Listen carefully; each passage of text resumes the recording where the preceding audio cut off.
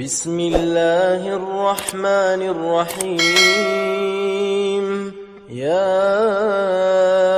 أيها الناس اتقوا ربكم الذي خلقكم من نفس واحدة وخلق منها زوجها وبث منهما رجالا كثيرا ونساء واتقوا الله الذي تساءلون به والأرحام إن الله كان عليكم رقيبا. وآتوا اليتامى أموالهم ولا تتبدلوا الخبيث بالطيب ولا تأكلوا أموالهم إلى أموالكم إنه كان حوبا كبيرا. وإن خفتم ألا تقسطوا في اليتامى فانكحوا ما طاب لكم من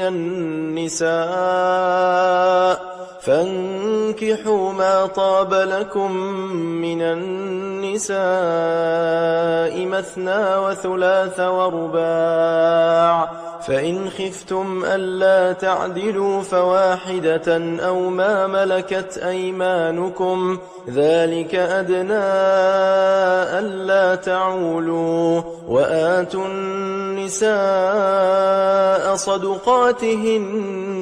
نحلة فإن طبن لكم عن شيء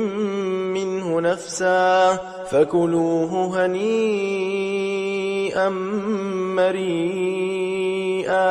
ولا تؤتوا السفهاء أموالكم التي جعل الله لكم قياما وارزقوهم فيها واكسوهم وقولوا لهم قولا معروفا. وابتلوا اليتامى حتى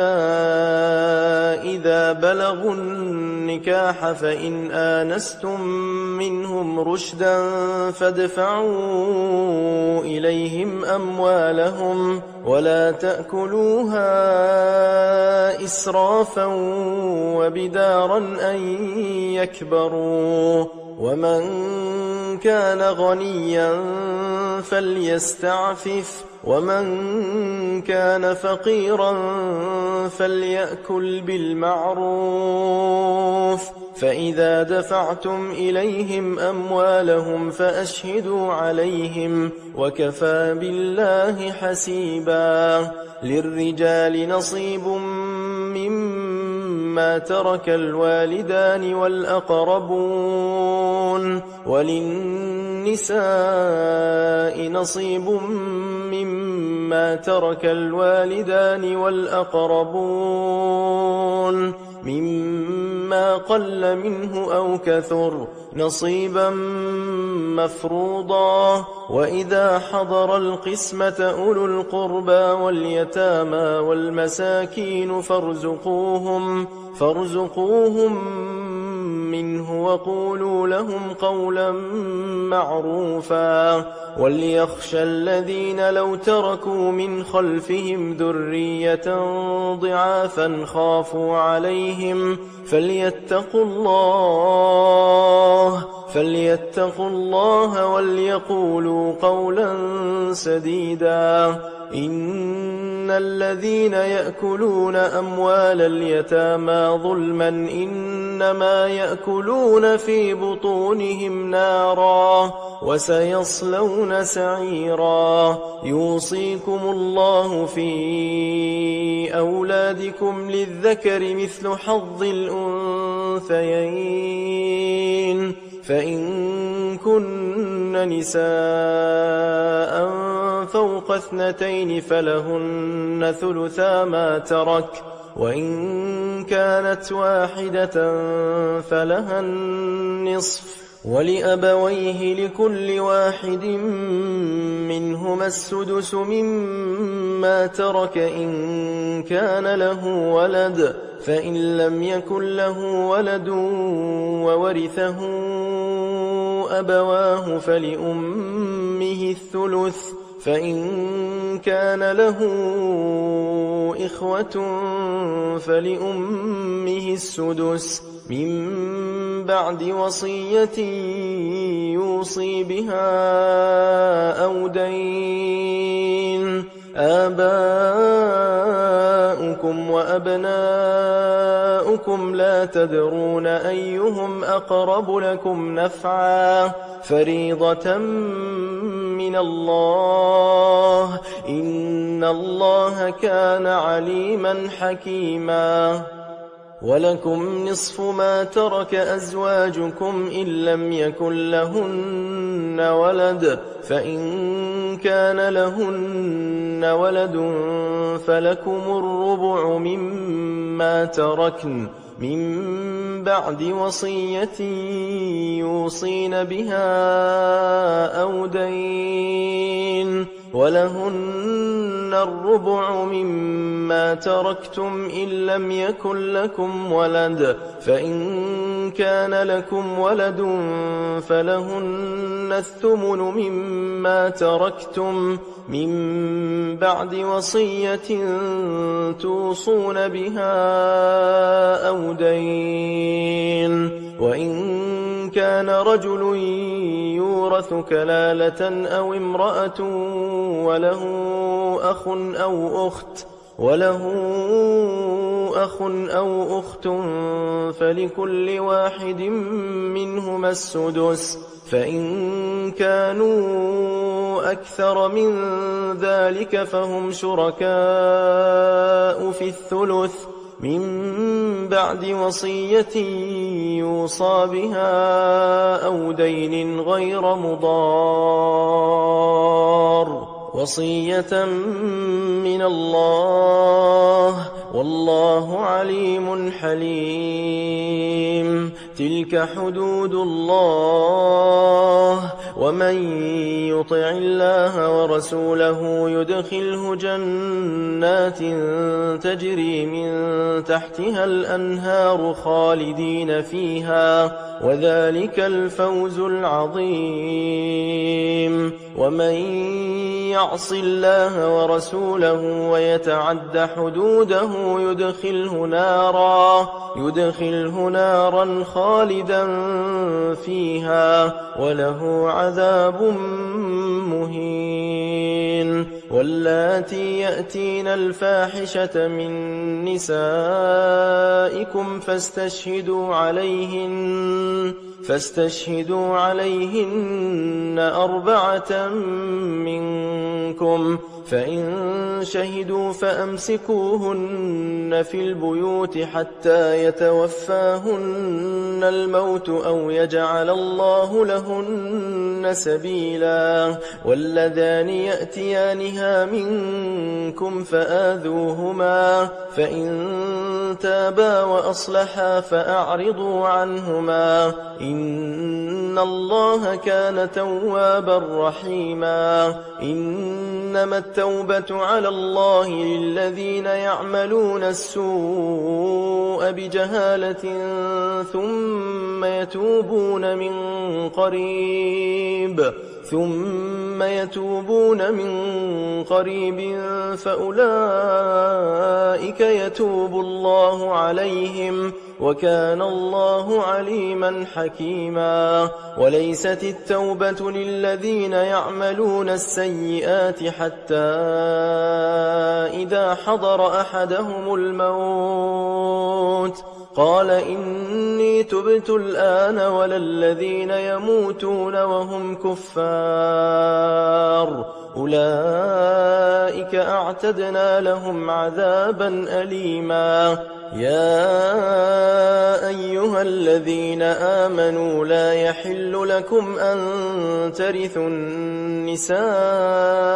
كرها ولا تعضلوهن لتذهبوا ببعض ما آتيتموهن إلا أن يأتين بفاحشة مبينة وعاشروهن بالمعروف فإن كرهتموهن فعسى أن تكرهوا شيئا ويجعل الله فيه خيرا كثيرا. وإن أردتم استبدال زوج مكان زوج وآتيتم إحداهن قنطارا فلا تأخذوا منه شيئا أتأخذونه بهتانا وإثما مبينا. وكيف تأخذونه وقد أفضى بعضكم إلى بعض وأخذن منكم ميثاقا غليظا. ولا تنكحوا ما نكح آباؤكم من النساء إلا ما قد سلف إنه كان فاحشة ومقتا وساء سبيلا. حرمت عليكم أمهاتكم وبناتكم وأخواتكم وعماتكم وخالاتكم وبنات الأخ وبنات الأخت وأمهاتكم اللاتي أرضعنكم وأخواتكم من الرضاعة وأمهات نسائكم وربائبكم اللاتي في حجوركم من نسائكم اللاتي دخلتم بهن. فإن لم تكونوا دخلتم بهن فلا جناح عليكم وحلائل أبنائكم الذين من أصلابكم وأن تجمعوا بين الأختين إلا ما قد سلف إن الله كان غفورا رحيما. والمحصنات من النساء إلا ما ملكت أيمانكم كتاب الله عليكم. وأحل لكم ما وراء ذلكم أن تبتغوا بأموالكم محصنين غير مسافحين. فما استمتعتم به منهن فآتوهن أجورهن فريضة ولا جناح عليكم فيما تراضيتم به من بعد الفريضة إن الله كان عليما حكيما. ومن لم يستطع منكم طولا أن ينكح المحصنات المؤمنات فمما ملكت أيمانكم من فتياتكم المؤمنات والله أعلم بإيمانكم بعضكم من بعض فانكحوهن بإذن أهلهن وآتوهن أجورهن بالمعروف محصنات غير مسافحات ولا متخذات أخدان فإذا أحصن فإن أتين بفاحشة فعليهن نصف ما على المحصنات من العذاب ذلك لمن خشي العنة منكم وأن تصبروا خير لكم والله غفور رحيم يريد الله ليبين لكم ويهديكم سنن الذين من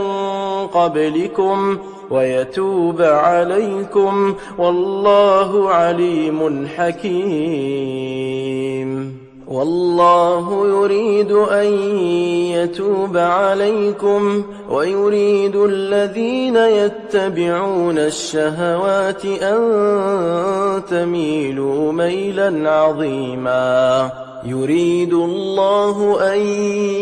يخفف عنكم وخلق الإنسان ضعيفا. يا أيها الذين آمنوا لا تأكلوا أموالكم بينكم بالباطل إلا أن تكون تجارة عن تراض منكم، ولا تقتلوا أنفسكم إن الله كان بكم رحيما. ومن يفعل ذلك عدوانا وظلما فسوف نصليه نارا، وكان ذلك على الله يسيرا. إن تجتنبوا كبائر ما تنهون عنه نكفر عنكم سيئاتكم وندخلكم مدخلا كريما. ولا تتمنوا ما فضل الله به بعضكم على بعض،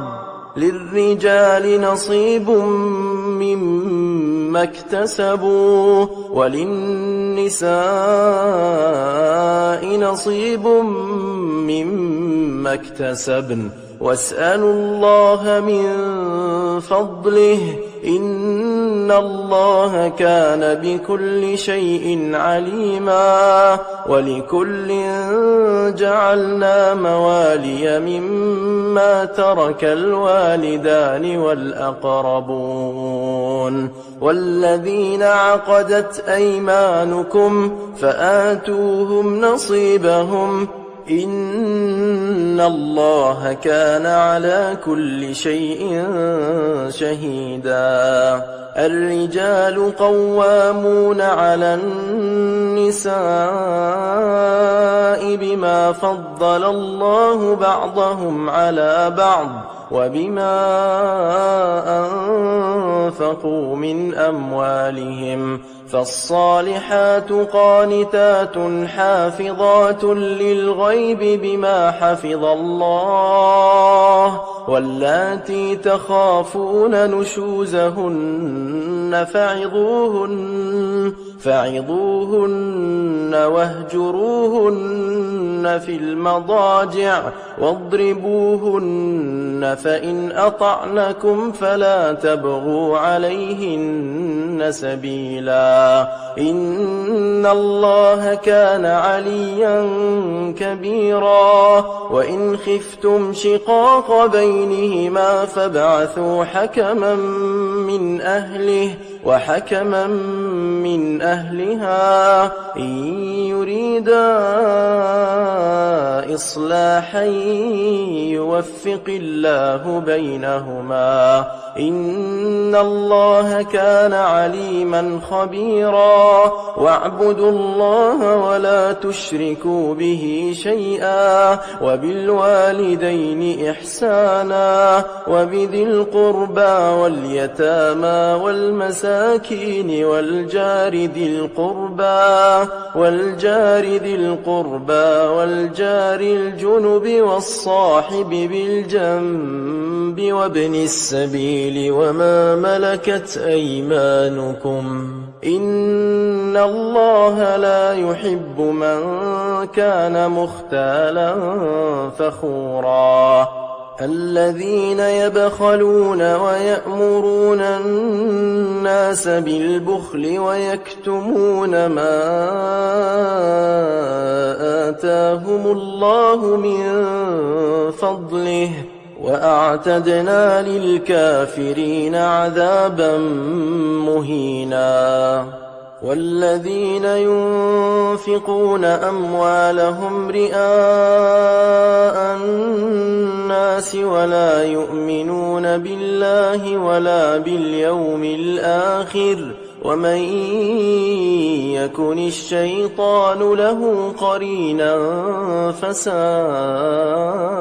قرينا وماذا عليهم لو آمنوا بالله واليوم الآخر وأنفقوا مما رزقهم الله وكان الله بهم عليما إن الله لا يظلم مثقال ذرة وإن تك حسنة يضاعفها ويؤت من لدنه أجرا عظيما فكيف إذا جئنا من كل أمة بشهيد وجئنا بك على هؤلاء شهيدا يومئذ يود الذين كفروا وعصوا الرسول لو تسوى بهم الأرض ولا يكتمون الله حديثا يا أيها الذين آمنوا لا تقربوا الصلاة وأنتم سكارى حتى تعلموا ما تقولون ولا جنبا إلا عابري سبيل حتى تغتسلوا وإن كنتم مرضى أو على سفر أو جاء أحد منكم من الغائط أو لامستم النساء فلم تجدوا ماء فتيمموا صعيدا طيبا فامسحوا بوجوهكم وأيديكم إن الله كان عفوا غفورا ألم تر إلى الذين أوتوا نصيبا من الكتاب يشترون الضلالة ويريدون أن تضلوا السبيل والله أعلم بأعدائكم وكفى بالله وليا وكفى بالله نصيرا من الذين هادوا يحرفون الكلم عن مواضعه ويقولون سمعنا وعصينا واسمع غير مسمع وراعنا ليا بألسنتهم وطعنا في الدين ولو أنهم قالوا سمعنا وأطعنا واسمع وانظرنا لكان خيرا لهم وأقوم ولكن لعنهم الله بكفرهم فلا يؤمنون إلا قليلا يا أيها الذين أوتوا الكتاب آمنوا بما نزلنا مصدقا لما معكم من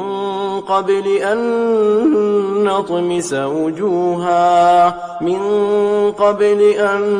نطمس وجوها فنردها على أدبارها أو نلعنهم كما لعنا أصحاب السبت وكان أمر الله مفعولا إن الله لا يغفر أن يشرك به ويغفر ما دون ذلك لمن يشاء ومن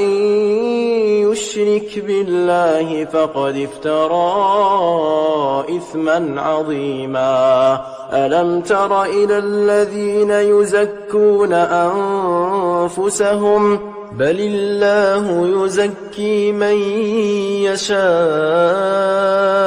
ولا يظلمون فتيلا انظر كيف يفترون على الله الكذب وكفى به إثما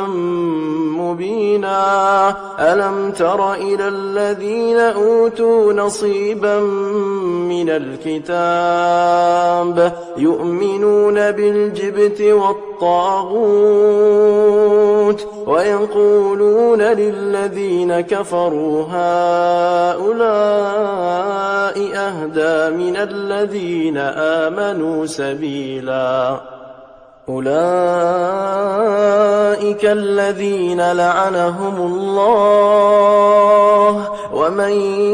يلعن الله فلن تجد له نصيرا أم لهم نصيب من الملك فإذا لا يؤتون الناس نقيرا أم يحسدون الناس على ما آتاهم الله من فضله فقد آتينا آل إبراهيم الكتاب والحكمة وآتيناهم ملكا عظيما فمنهم من آمن به ومنهم من صد عنه وكفى بجهنم سعيرا إن الذين كفروا بآياتنا سوف نصليهم نارا كلما نضجت جلودهم بدلناهم جلودا غيرها ليذوقوا العذاب إن الله كان عزيزا حكيما والذين آمنوا وعملوا الصالحات سندخلهم جنات تجري من تحتها الأنهار خالدين فيها أبدا لهم فيها أزواج مطهرة وندخلهم ظلا ظليلا إن الله يأمركم أن تؤدوا الأمانات إلى أهلها وإذا حكمتم بين الناس أن تحكموا بالعدل إن الله نعم ما يعظكم به إن الله كان سميعا بصيرا يا أيها الذين آمنوا أطيعوا الله وأطيعوا الرسول وأولي الأمر منكم فإن تنازعتم في شيء فردوه إلى الله والرسول إن كنتم تؤمنون بالله واليوم الآخر ذلك خير وأحسن تأويلا ألم تر إلى الذين يزعمون أنهم آمنوا بما أنزل إليك وما أنزل من قبلك يريدون أن يتحاكموا إلى الطاغوت وقد أمروا أن يكفروا به ويريد الشيطان أن يضلهم ضلالا بعيدا وإذا قيل لهم تعالوا إلى ما أنزل الله وإلى الرسول رأيت المنافقين يصدون عنك صدودا فكيف إذا أصابتهم مصيبة بما قدمت أيديهم ثم جاءوك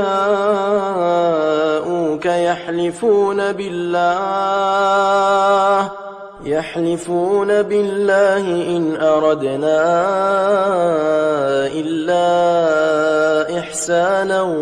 وتوفيقا أولئك الذين يعلم الله ما في قلوبهم فأعرض عنهم وعظهم وقل لهم في أنفسهم قولا بليغا وما أرسلنا من رسول إلا ليطاع بإذن الله ولو أنهم إذ ظلموا أنفسهم جاءوك واستغفر لهم الرسول لوجدوا الله توابا رحيما فلا وربك لا يؤمنون حتى يحكموك فيما شجر بينهم ثم لا يجدوا في أنفسهم حرجا مما قضيت ويسلموا تسليما ولو أنا كتبنا عليهم أن اقتلوا أنفسكم أو اخرجوا من دياركم ما فعلوه إلا قليل منهم ولو أنهم فعلوا ما يوعظون به لكان خيرا لهم وأشد تثبيتا وإذا لآتيناهم من لدنا أجرا عظيما ولهديناهم صراطا مستقيما ومن يطع الله والرسول فأولئك مع الذين أنعم الله عليهم من النبيين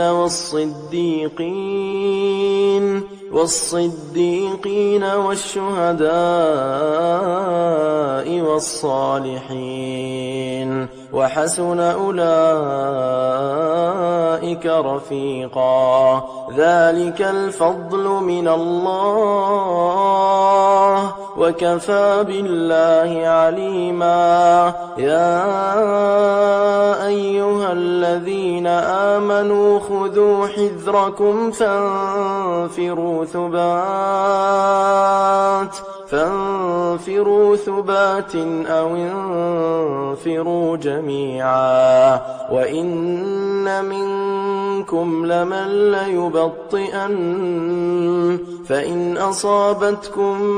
مصيبة قال قد أنعم الله علي إذ لم أكن معهم شهيدا ولئن أصابكم فضل من الله ليقولن كأن لم تكن بينكم وبينه مودة يا ليتني كنت معهم فأفوز فوزا عظيما فليقاتل في سبيل الله الذين يشرون الحياة الدنيا بالآخرة ومن يقاتل في سبيل الله فيقتل أو يغلب فسوف نؤتيه أجرا عظيما وما لكم لا تقاتلون في سبيل الله والمستضعفين من الرجال والنساء والولدان الذين يقولون ربنا أخرجنا من هذه القرية الظالم أهلها واجعل لنا من لدنك وليا واجعل لنا من لدنك نصيرا الذين آمنوا يقاتلون في سبيل الله والذين كفروا يقاتلون في سبيل الطاغوت فقاتلوا أولياء الشيطان إن كيد الشيطان كان ضعيفا ألم تر إلى الذين قيل لهم كفوا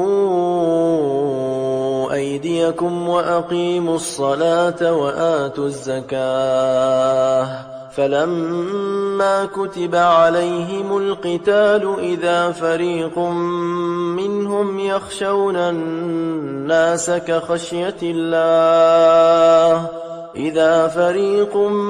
منهم يخشون الناس كخشية الله أو أشد خشية وقالوا ربنا لم كتبت علينا القتال لولا أخرتنا إلى أجل قريب قل متاع الدنيا قليل والآخرة خير لمن اتقى ولا تظلمون فتيلا أينما تكونوا يدرككم الموت ولو كنتم في بروج مشيدة وإن تصبهم حسنة يقولوا هذه من عند الله وإن تصبهم سيئة يقولوا هذه من عندك قل كل من عند الله فما لهؤلاء القوم لا يكادون يفقهون حديثا ما أصابك من حسنة فمن الله وما أصابك من سيئة فمن نفسك وأرسلناك للناس رسولا وكفى بالله شهيدا من يطع الرسول فقد أطاع الله ومن تولى فما أرسلناك عليهم حفيظا ويقولون طاعة فإذا برزوا من عندك بيت طائفة منهم غير الذي تقول والله يكتب ما يبيتون فأعرض عنهم وتوكل على الله وكفى بالله وكيلا أفلا يتدبرون القرآن ولو كان من عند غير الله لوجدوا فيه اختلافا كثيرا وإذا جاءهم أمر من الأمن أو الخوف أذاعوا به ولو ردوه إلى الرسول وإلى أولي الأمر منهم لعلمه الذين يستنبطونه منهم ولولا فضل الله عليكم ورحمته لاتبعتم الشيطان إلا قليلا فقاتل في سبيل الله لا تكلف إلا نفسك وحرض المؤمنين عسى الله أن يكف بأس الذين كفروا والله أشد بأسا وأشد تنكيلا من يشفع شفاعة حسنة يكن له نصيب منها ومن يشفع شفاعة سيئة يكن له كفل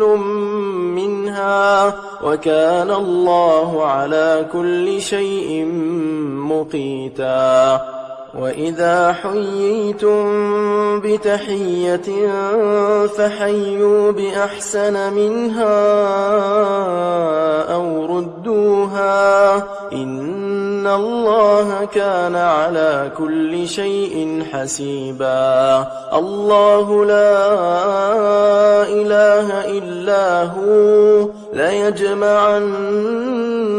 إلى يوم القيامة لا ريب فيه ومن أصدق من الله حديثا. فما لكم في المنافقين فئتين والله أركسهم بما كسبوا أتريدون أن تهدوا من أضل الله ومن يضلل الله فلن تجد له سبيلا. ودوا لو تكفرون كما كفروا فتكونون سواء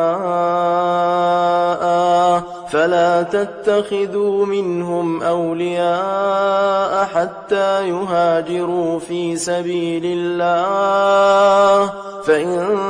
تولوا فخذوهم واقتلوهم حيث وجدتموهم ولا تتخذوا منهم وليا ولا نصيرا إلا الذين يصلون إلى قوم بينكم وبينهم ميثاق أو جاءوكم حصرت صدورهم أن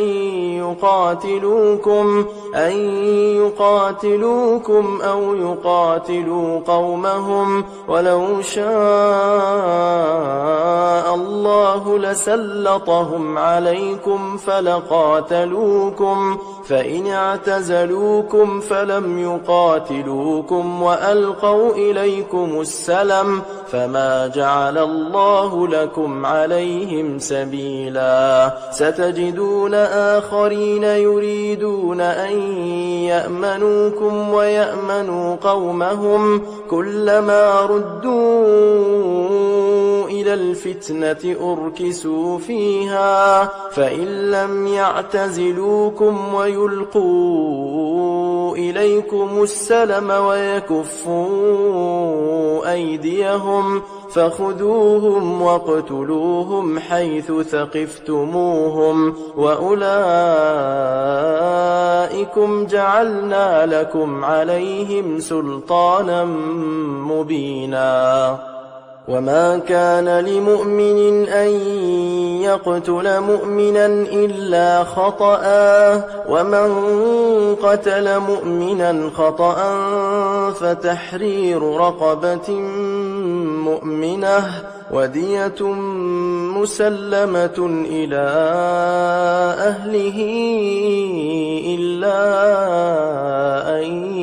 يصدقوا فإن كان من قوم عدو لكم وهو مؤمن فتحرير رقبة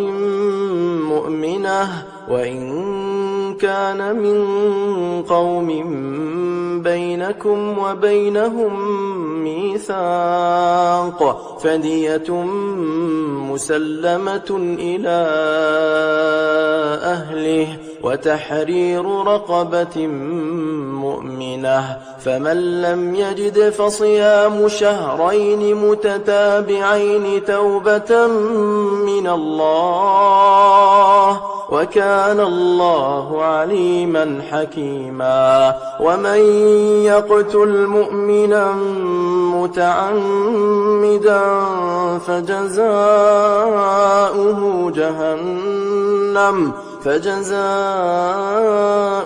جهنم خالدا فيها وغضب الله عليه ولعنه وأعد له عذابا عظيما. يا أيها الذين آمنوا إذا ضربتم في سبيل الله فتبينوا ولا تقولوا لمن ألقى إليكم السلام لست مؤمنا تبتغون عرض الحياة الدنيا فعند الله مغانم كثيرة كذلك كنتم من قبل فمن الله عليكم فتبينوا إن الله كان بما تعملون خبيرا. لا يستوي القاعدون من المؤمنين غير أولي الضرر والمجاهدون في سبيل الله بأموالهم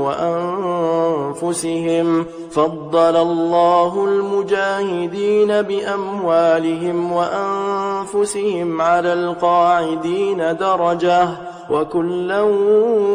وعد الله الحسنى. وفضل الله المجاهدين على القاعدين أجرا عظيما درجات منه ومغفرة ورحمة وكان الله غفورا رحيما. إن الذين توفاهم الملائكة ظالمي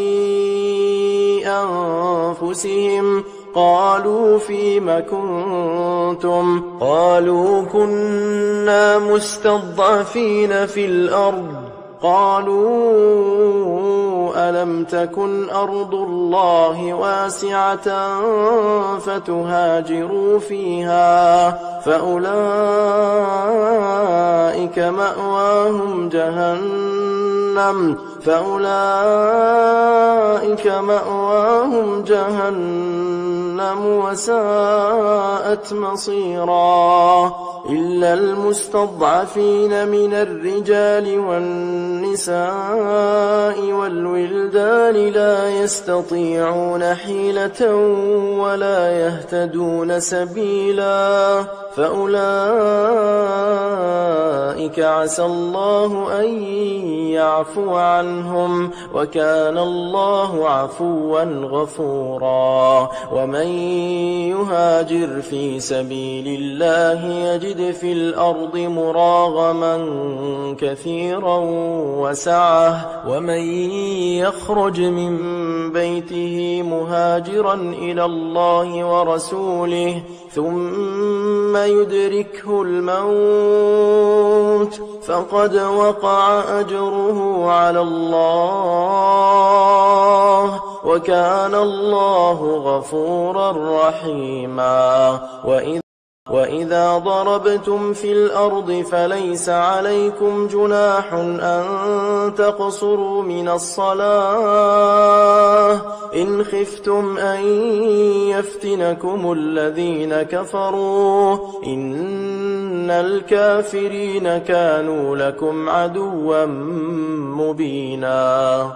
وإذا كنت فيهم فأقمت لهم الصلاة فلتقم طائفة منهم معك وليأخذوا أسلحتهم فإذا سجدوا فليكونوا من ورائكم ولتأت طائفة أخرى لم يصلوا فليصلوا معك وليأخذوا حذرهم وأسلحتهم ود الذين كفروا لو تغفلون عن أسلحتكم وأمتعتكم فيميلون عليكم ميلة واحدة ولا جناح عليكم إن كان بكم أذى من مطر أو كنتم مرضى أن تضعوا أسلحتكم وخذوا حذركم إن الله أعد للكافرين عذابا مهينا. فإذا قضيتم الصلاة فاذكروا الله قياما وقعودا وعلى جنوبكم فإذا اطمأننتم فأقيموا الصلاة إن الصلاة كانت على المؤمنين كتابا موقوتا. ولا تهنوا في ابتغاء القوم إن تكونوا تألمون فإنهم يألمون كما تألمون وترجون من الله ما لا يرجون وكان الله عليما حكيما إنا أنزلنا إليك الكتاب بالحق لتحكم بين الناس بما أراك الله ولا تكن للخائنين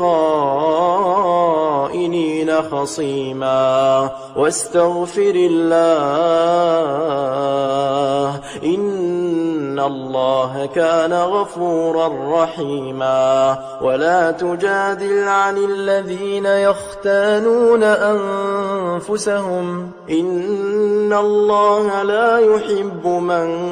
كان خوانا أثيما يستخفون من الناس ولا يستخفون من الله وهو معهم إذ يبيتون ما لا يرضى من القول وكان الله بما يعملون محيطا ها أنتم هؤلاء جادلتم عنهم في الحياة الدنيا فمن يجادل الله عنهم يوم القيامة أم من يكون عليهم وكيلا ومن يعمل سوءا أو يظلم نفسه ثم يستغفر الله يجد الله غفورا رحيما ومن يكسب إثما فإنما يكسبه على نفسه وكان الله عليما حكيما ومن يكسب خطيئة أو إثما ثم يرم به بريئا فقد احتمل بهتانا وإثما مبينا ولولا فضل الله عليك ورحمته لهمت طائفة منهم أن يضلوك وما يضلون إلا أنفسهم وما يضرونك من شيء وأنزل الله عليك الكتاب والحكمة وعلمك ما لم تكن تعلم وكان فضل الله عليك عظيما لا خير في كثير من نجواهم إلا من أمر بصدقة أو معروف أو إصلاح بين الناس ومن يفعل ذلك ابتغاء مرضات الله فسوف نؤتيه أجرا عظيما ومن يشاقق الرسول من بعد ما تبين له الهدى ويتبع غير سبيل المؤمنين نوله ما تولى ونصله جهنم وساءت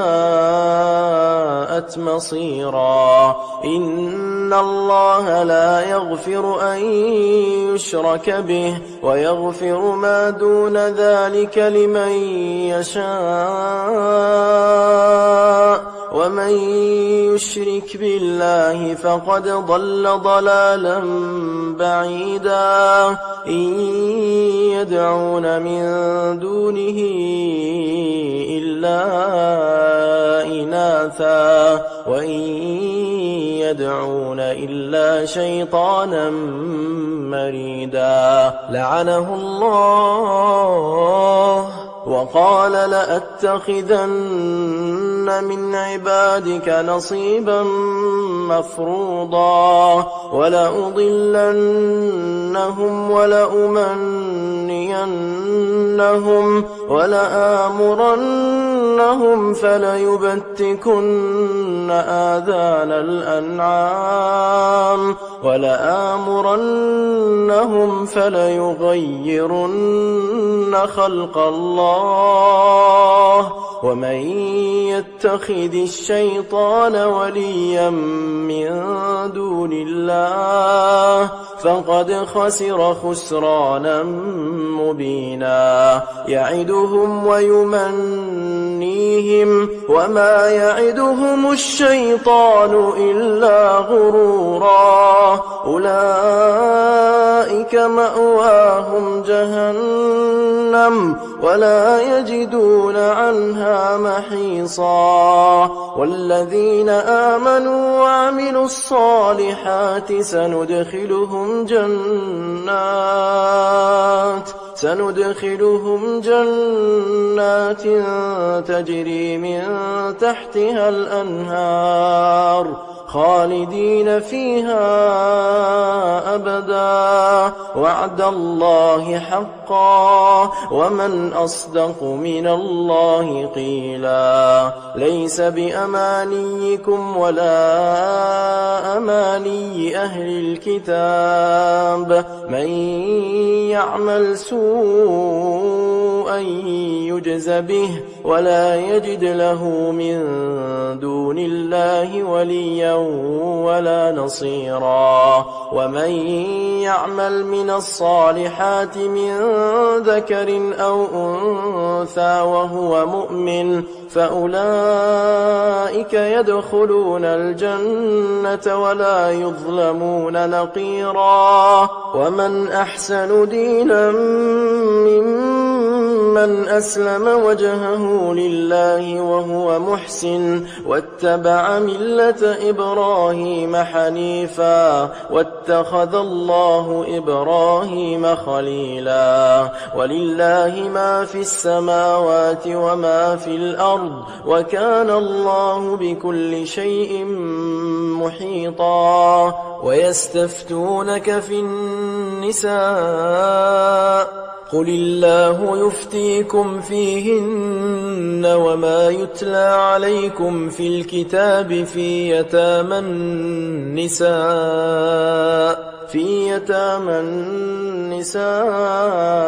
اللاتي لا تؤتونهن ما كتب لهن وترغبون أن تنكحوهن والمستضعفين من الولدان وأن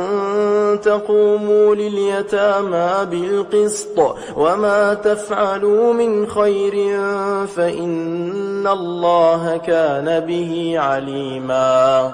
وإن امرأة خافت من بعلها نشوزا أو إعراضا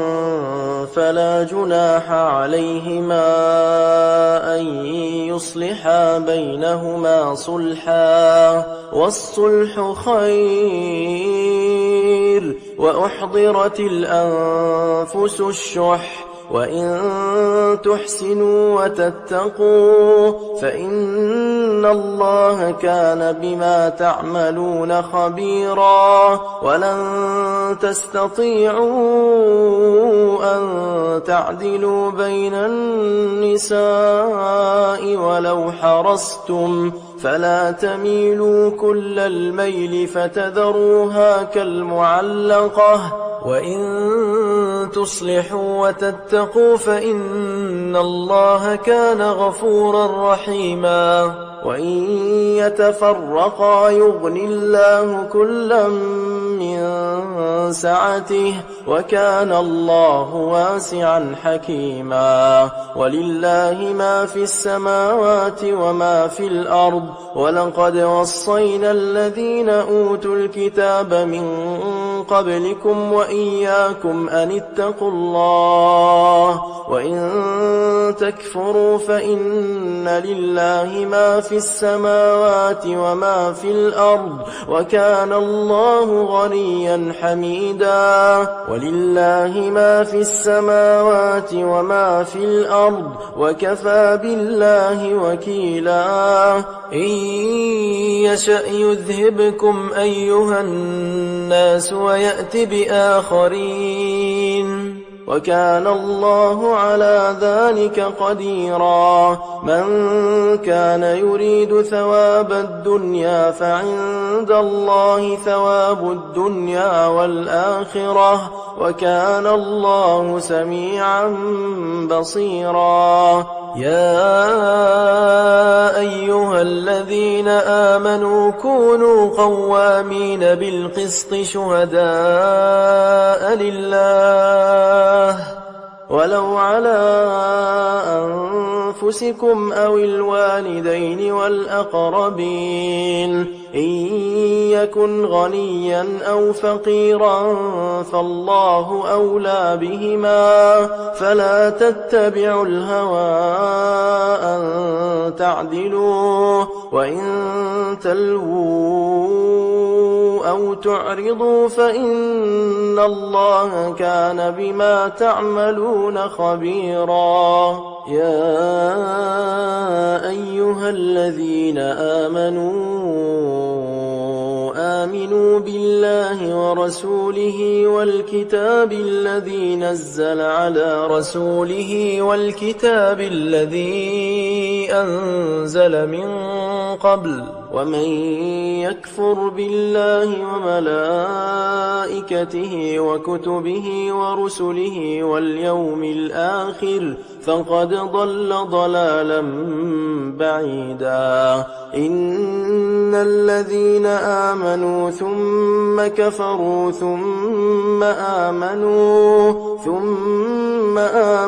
ثم كفروا ثم ازدادوا كفرا لم يكن الله ليغفر لهم ولا ليهديهم سبيلا بشر المنافقين بأن لهم عذابا أليما الذين يتخذون الكافرين أولياء من دون المؤمنين أيبتغون عندهم العزة فإن العزة لله جميعا وقد نزل عليكم في الكتاب أن إذا سمعتم آيات الله يكفر بها ويستهزأ بها فلا تقعدوا معهم حتى يخوضوا في حديث غيره إنكم إذا مثلهم إن الله جامع المنافقين والكافرين في جهنم جميعا الذين يتربصون بكم فإن كان لكم فتح من الله قالوا ألم نكن معكم وإن كان للكافرين نصيب قالوا ألم نستحوذ عليكم ونمنعكم من المؤمنين فالله يحكم بينكم يوم القيامة ولن يجعل الله للكافرين على المؤمنين سبيلا إن المنافقين يخادعون الله وهو خادعهم وإذا قاموا إلى الصلاة قاموا كسالى يراءون الناس ولا يذكرون الله إلا قليلا مذبذبين بين ذلك لا إله هؤلاء ولا إله هؤلاء ومن يضلل الله فلن تجد له سبيلا يا أيها الذين آمنوا لا تتخذوا الكافرين أولياء من دون المؤمنين أتريدون أن تجعلوا لله عليكم سلطانا مبينا إن المنافقين في الدرك الأسفل من النار ولن تجد لهم نصيرا إلا الذين تابوا وأصلحوا واعتصموا بالله وأخلصوا دينهم لله فأولئك مع المؤمنين وسوف يؤتي الله المؤمنين أجرا عظيما ما يفعل الله بعذابكم إن شكرتم وآمنتم وكان الله شاكرا عليما لا يحب الله الجهر بالسوء من القول إلا من ظلم وكان الله سميعا عليما إن تبدوا خيرا أو تخفوه أو تعفو عن سوء فإن الله كان عفوا قديرا إن الذين يكفرون بالله ورسله ويريدون أن يفرقوا بين الله ورسله ويقولون نؤمن ببعض ونكفر ببعض ويريدون أن يتخذوا بين ذلك سبيلا أولئك هم الكافرون حقا وأعتدنا للكافرين عذابا مهينا والذين آمنوا بالله ورسله ولم يفرقوا بين أحد منهم أولئك سوف يؤتيهم أجورهم وكان الله غفورا رحيما يسألك أهل الكتاب أن تنزل عليهم كتابا من السماء فقد سألوا موسى أكبر من ذلك فقالوا أرنا الله جهرة فأخذتهم الصاعقة بظلمهم ثم اتخذوا العجل من بعد ما جاءتهم البينات فعفونا عن ذلك وآتينا موسى سلطانا مبينا ورفعنا فوقهم الطور بميثاقهم وقلنا لهم ادخلوا الباب سجدا وقلنا لهم لا تعدوا في السبت وأخذنا منهم ميثاقا غليظا فبما نقضهم ميثاقهم وكفرهم بآيات الله وقتلهم الأنبياء بغير حق وقولهم قلوبنا غلف بل طبع الله عليها بكفرهم فلا يؤمنون إلا قليلا وبكفرهم وقولهم على مريم بهتانا عظيما وقولهم إنا قتلنا المسيح عيسى بن مريم رسول الله وما قتلوه وما صلبوه ولكن شبه لهم وإن الذين اختلفوا فيه لفي شك منه ما لهم به من علم إلا اتباع الظن وما قتلوه يقينا بل رفعه الله إليه وكان الله عزيزا حكيما وإن من أهل الكتاب إلا ليؤمنن به قبل موته ويوم القيامة يكون عليهم شهيدا فبظلم من الذين هادوا حرمنا عليهم طيبات أحلت لهم وبصدهم عن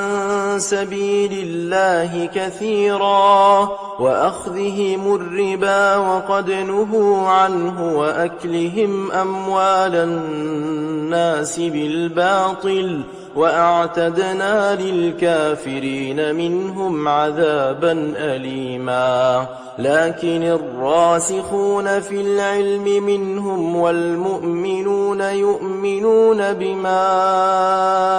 أنزل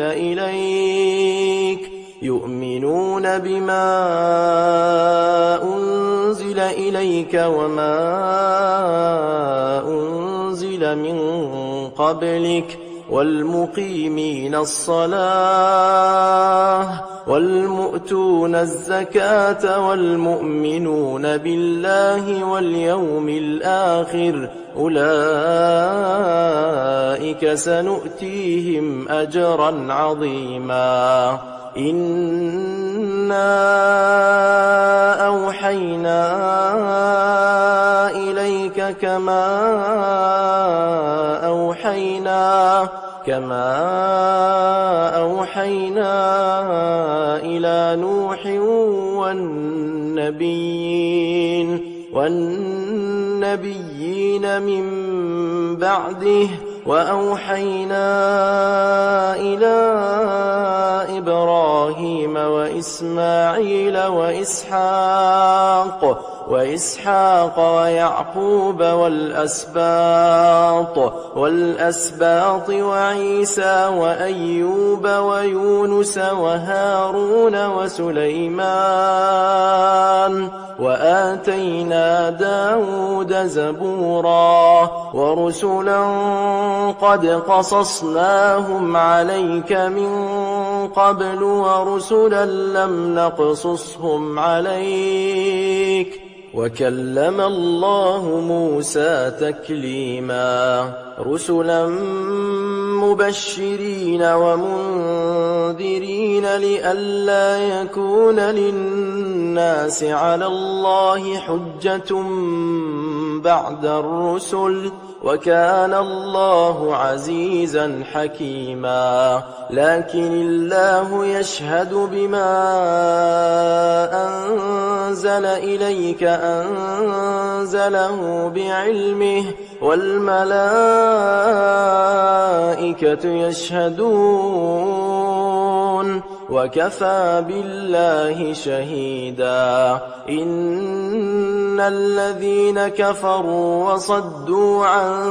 سبيل الله قد ضلوا ضلالا بعيدا إن الذين كفروا وظلموا لم يكن الله ليغفر لهم ولا ليهديهم طريقا إلا طريق جهنم خالدين فيها أبدا وكان ذلك على الله يسيرا يا أيها الناس قد جاءكم الرسول بالحق من ربكم فآمنوا خيرا لكم وإن تكفروا فإن لله ما في السماوات والأرض وكان الله عليما حكيما يا أهل الكتاب لا تغلوا في دينكم ولا تقولوا على الله إلا الحق إنما المسيح عيسى بن مريم رسول الله وكلمته ألقاها إلى مريم وروح منه فآمنوا بالله ورسله ولا تقولوا ثلاثة انتهوا خيرا لكم إنما الله إله واحد سبحانه أن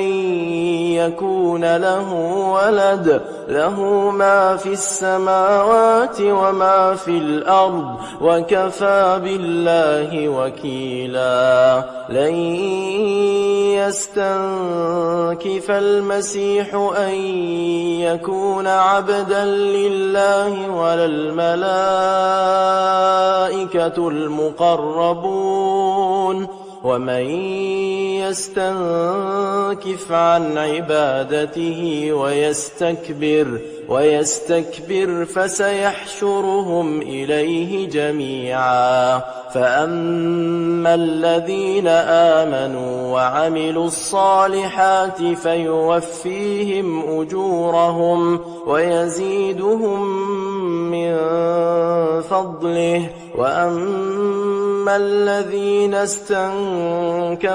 واستكبروا فيعذبهم عذابا أليما ولا يجدون لهم من دون الله وليا